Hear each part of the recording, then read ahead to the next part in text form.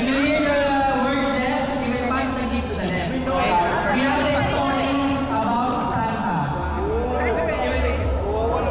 Okay, let's start the exchange gift. Title. The title is Suing Santa. Okay, Suing Santa.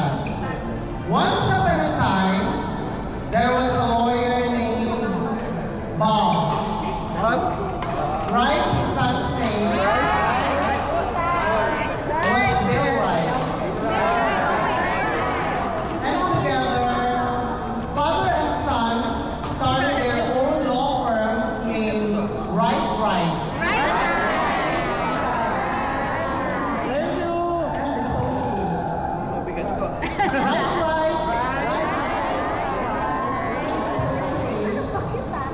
Was famous for lawsuits that left people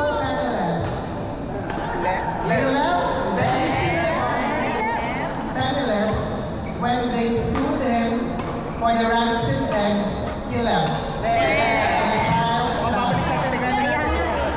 They left the food trailer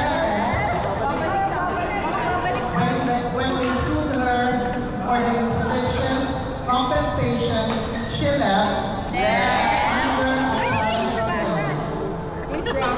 But the biggest target of all was still left. Santa Claus, he too would be left penniless if everything went right.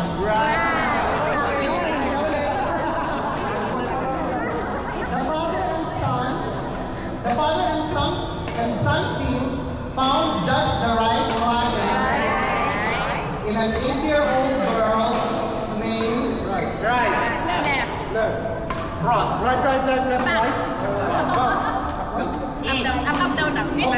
Sue. Little Sue was upset that Santa had left food in her stocking last Christmas. Right, and